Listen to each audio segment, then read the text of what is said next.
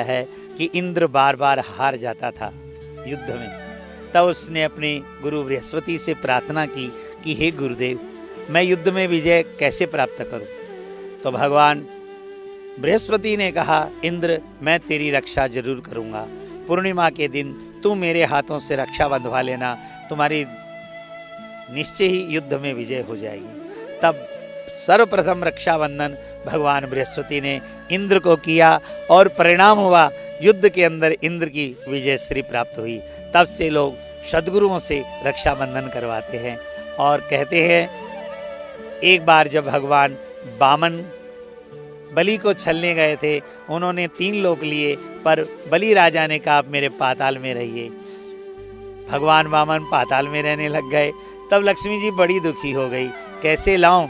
तो वो अपने बलि के पास में गई कि आप तो मेरे भाई लगते हैं, मैं समुद्र की बेटी हूँ, आप पाताल के राजा है, तो भाई बहन हो गए। मैं आज आपको राखी बांधने के लिए आई हूँ।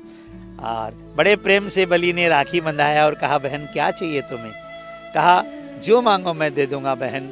तब उनकी पत्नी ने कहा, इनके पति आए तो तीनों लोग लेकर चले गए और आप इनको भी कह रहे हैं। कहा, जब इसके पति को ही नहीं ना किया तो इनको ना क्यों करें?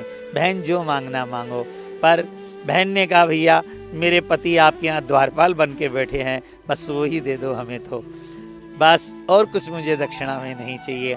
राजा बलि ने कहा, ठीक है मैं दे देता हूँ, पर साल में चतुर्मास 4 महीना मेरे घर में आकर सहन करने का पड़ेगा। आज भी भगवान चतुर्मास बलि राजा के घर में मनाते हैं। और पंडित जी जब राखी बांधते हैं ना, तब आज भी ये न बद्धो बलि राजा दानमेंद्रो महाबल तेन त्वाम प्रतिबध्नामि रक्षे माचल माचल ब्रह्मा विष्णुश्च रुद्रश्च रक्षाम कुर्वन्तु ते सदा। ये मंत्र पढ़ते हैं।